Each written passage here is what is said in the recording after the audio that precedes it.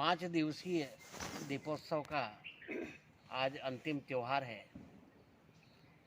इसे हम भाई दूज और यम द्वितीया के नाम से भी जानते हैं। आज से 3.5 माह पूर्व श्रावण पूर्णिमा को रक्षाबंधन का त्यौहार मनाया गया था।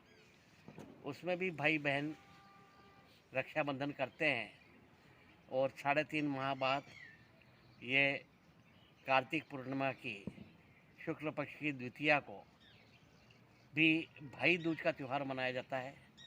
दोनों त्योहारों में मूल अंतर ये है कि रक्षाबंधन पर बहन अपने भाई के सुख सौभाग्य समृद्धि और दीर्घायु की कामना लेकर के अपने भाई के घर राखी बांधने के लिए जाती है और इस भाई दूज पर भाई अपनी बहन के घर पर उसके अखंड सौभाग्य सुख समृद्धि और संपन्नता की कामना लेकर के बहन के घर पे जाता है। इसलिए रक्षाबंधन और भाई दूज, इसमें दोनों में यह अंतर है कि रक्षाबंधन पर बहन भाई के घर जाती है, भाई दूज के दिन यह प्रावधान है कि भाई बहन के घर पे जाता है। यह भाई दूज का त्यौहार यम द्वितीया ये सतयुग से चला आ रहा है। स्कंद पुराण की कथा के अनुसार सूर्य के 2 पत्नियां थी। एक का नाम छाया था और दूसरी का नाम संध्या था। छाया उनकी बड़ी पत्नी थी और संध्या छोटी थी। छाया से उन्हें एक पुत्र प्राप्त हुआ जिन्हें हम शनिदेव के नाम से जानते हैं। नीलांबरम समाकारम रविपुत्रम यमाग्रजम छाया मार्तंड संभूतम तम नमामि शनिश्चरम। यानी कि छाया और मार्तंड, इन दोनों के संयोग से जो पुत्र पैदा हुआ उसका नाम शनिदेव है और वो यम के बड़े भाई हैं, यानी यमराज से पहले पैदा हुए थे। दूसरी पत्नी थी, उनका नाम था संध्या। उससे उन्हें एक पुत्र और एक पुत्री प्राप्त हुई। पुत्र का नाम था यमराज और पुत्री का नाम था यमुना। यमराज को काल भी कहते हैं, इसलिए काल की बहन कालिंदी भी कहलाती है।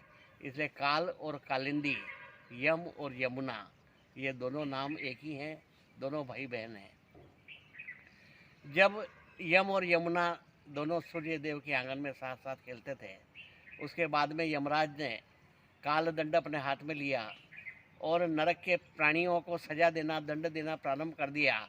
तो उन प्राणियों की पीड़ा यमुना से नहीं देखी गई और वह वहाँ से गोलोक में चली गई। इसको बहुत समय बीत गया है, दोनों भाई बहनों को एक दूसरे की याद आती थी।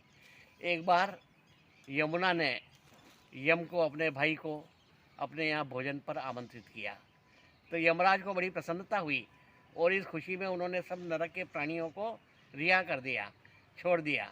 और उसके बाद में वह यमुना के घर पे गए। यमुना ने उनका तिलक लगा के स्वागत किया और उनके राखी बांधी, उनको भोजन करवाया। उस दिन से यह यम द्वितीया का त्यौहार मनाया जाता है। उसके बाद में इसका वर्णन द्वापर युग में आता है, जब भगवान श्री कृष्ण सत्यभामा को लेकर के नरकासुर का वध करने के लिए गए थे और जब नरकासुर का वध हो गया उसके बाद में भगवान श्री कृष्ण लौटे और अपनी बहन सुभद्रा, जो अर्जुन की पत्नी थी, उसके घर गए और सुभद्रा ने भी उनका विजय तिलक किया, स्वागत किया, माल्यार्पण किया और उन्हें भोजन करवाया और उसकी रक्षा बांधी, राखी बांधी।